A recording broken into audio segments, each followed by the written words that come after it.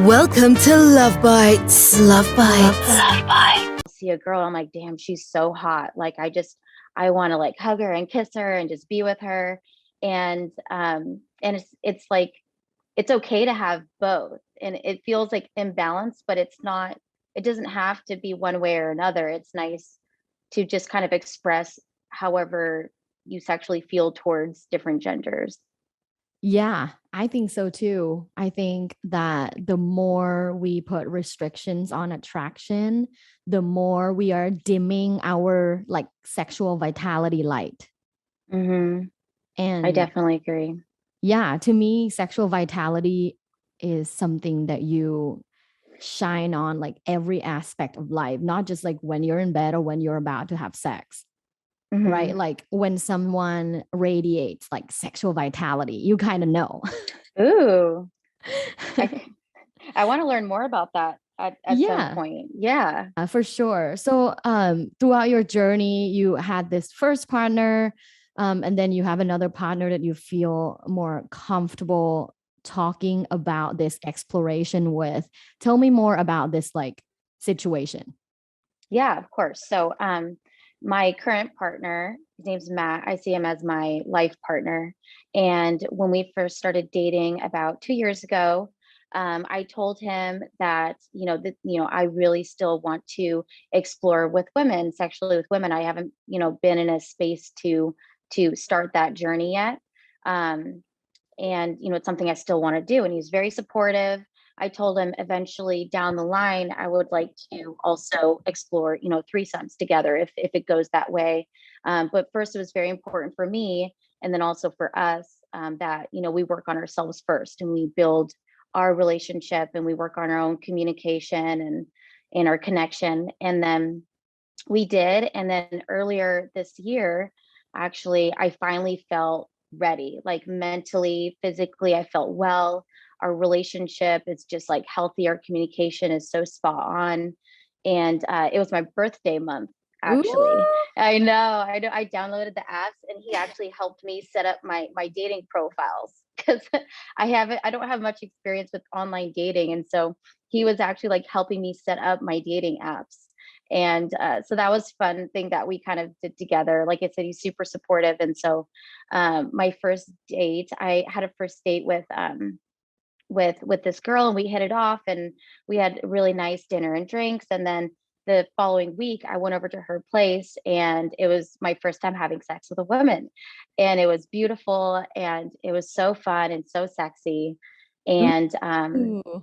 yeah, and then that same weekend, actually, I had my second a date with another woman, and another sexual experience happened after the date also, and it was just so much fun. And it's just two women who are having a good time, exploring each other, being friends, just having Yeah. sex, and just being together Yeah. is really beautiful and fun. And when we first went into this, we started with one boundary, which is that I always have a conversation with the girl about STDs before we have sex, Yes. in order to protect myself and my partner. Yes. And Snap, then, snap, snap. yeah. And then we added a second boundary actually afterward because so I got home from, I stayed the night at one of the girls' places. And when I Mhm. came home, he was actually very stressed out and he hadn't slept at Mm. all that night. And none of us expected him to feel that way. He's so supportive. And it really just kind of hit him, like stressed him out a little bit that, I am being intimate with another person, even though that we know that we love each other and I'm not interested in Mhm. being, long term with another woman. It still kind of crept up on him that, I'm being intimate with another person.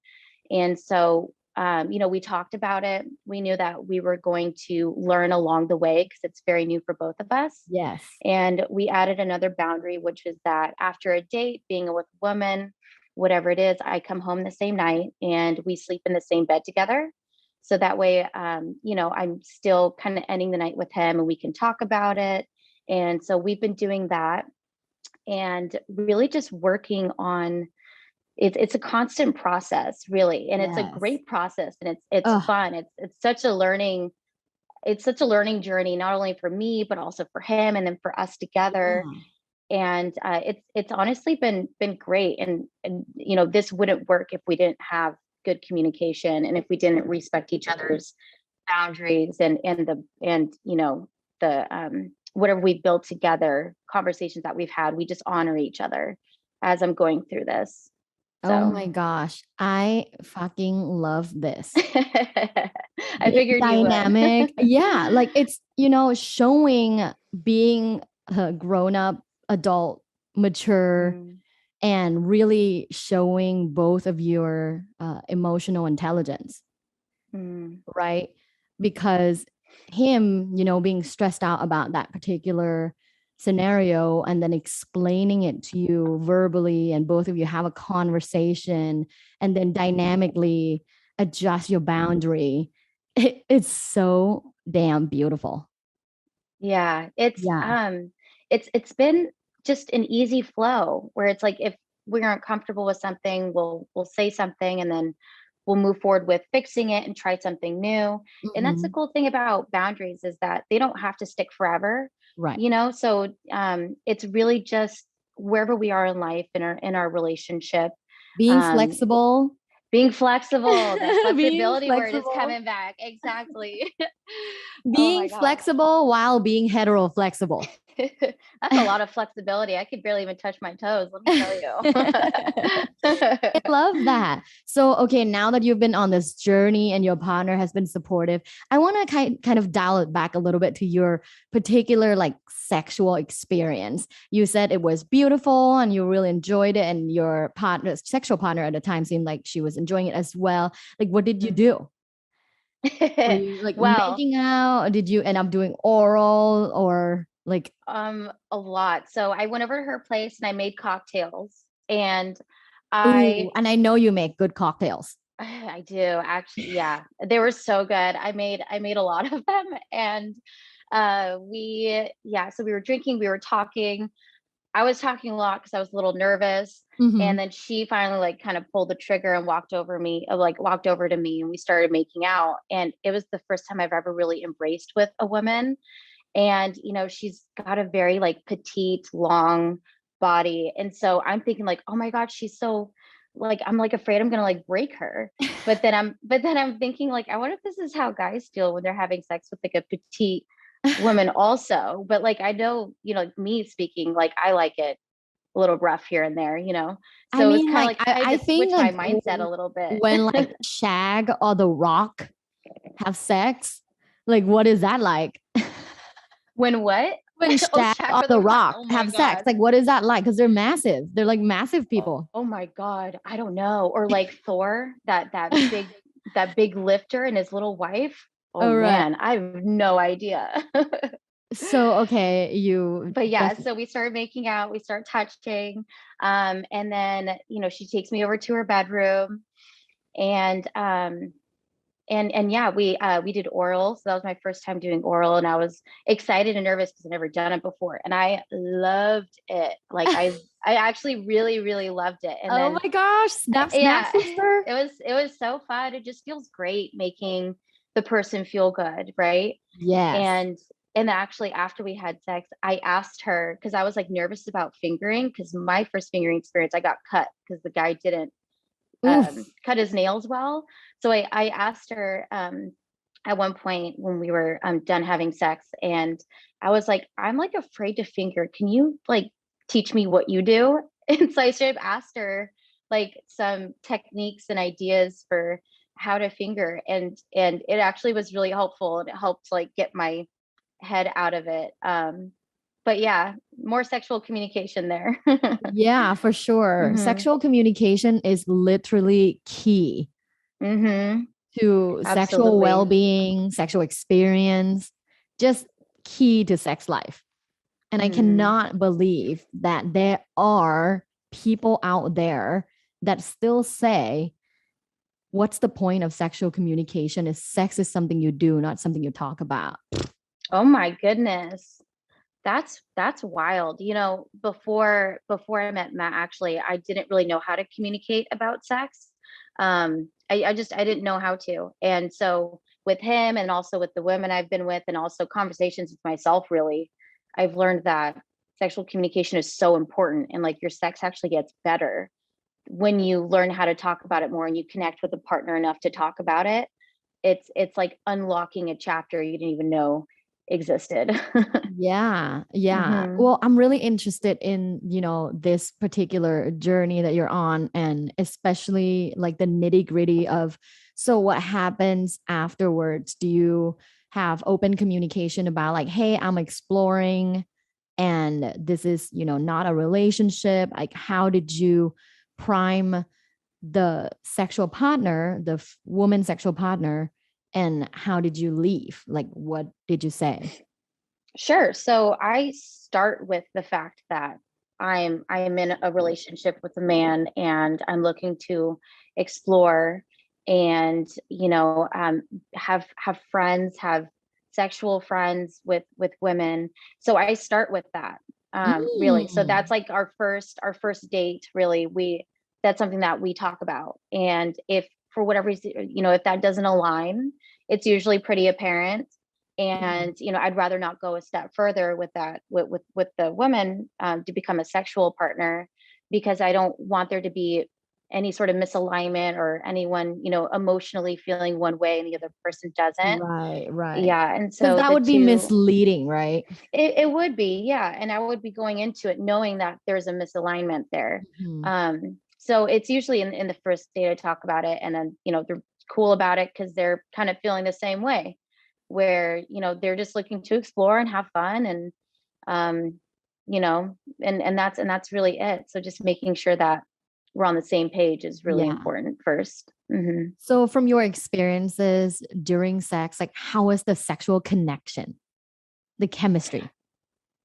It was great. So I think that I felt more confident going into my second experience, and I felt like more You were like, comfortable, my a little. nails are ready. I'm fucking ready. Let's go. I buffed them before I came here. I swear to God, yeah. Yeah, and then I fingered the second time too, and I did it with more confidence this time because of what I learned from my first female sex partner. Yes. So that was Sexual actually, confidence, because sexual confidence oh, goes a long way. absolutely. Yeah. But I mean, they were both wonderful. Like I couldn't have asked for a better first time. And then the conversation I had led to like even more sexual confidence going into times after that. And Yeah. so like I feel like sex is just a constant journey, really, Yeah. you know. And so I'm sure there's going to be more experiences to be had and lessons to be learned and journeys to, different roads to take down. So You only live once. YOLO. Yeah. I mean, you only live once and you only have this one life to live. I mean, no disrespect to studies on afterlife, because I believe it exists. But, from this realm of life, you literally don't have that much time.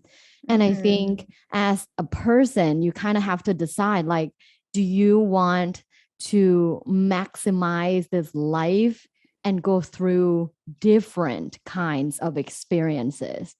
But I also think there's nothing wrong with, people that, found their partner in high school, got married, still together. I've Hmm. seen successful couples that are happy, fulfilled, that are still together. So nothing wrong with that at all. I don't want to say like, oh, everyone must explore, right? That's Right. like a very fixed mindset, and I But don't if like it's that. something that you want, Yeah. then I hope, whoever really wants to, I hope that at some point they're in a space where they're able to move forward with it and try it and have a good support system and have people to talk to and learn Yes. from, like this podcast. Woo! Love Bites by Dr. Tara. Woo. So I wanted to say though that, hetero flexible or being hetero flexible is perhaps still a stigma in many, many places in the world, many, many places in the United States, right? Because Hmm. even just like regular sex talk is still taboo in many places, let, Right. let alone saying that you're hetero flexible. A lot of people will be like, what the hell or is even that? thinking it. Right. Or like saying Yeah. that something wrong with you or you're weird. I'm here to tell you that you're not weird. And it's completely fine if you feel like you're heteroflexible, both men and women, because now, you know, we're women and we're talking about our experiences. I feel a lot more men feel that being heteroflexible is a lot more taboo for men because of all Yeah. the, you know, Like basically, masculinity. yeah, like all this toxic beliefs that if you're ever, you know, interested or sexually attracted to a man, you're this, you're that, a lot of, you know, just negative or socially unacceptable labels, which I think for men, it's harmful. Like, dude, it's okay. I'm telling you right now, if you're heteroflexible, I support you. 100%.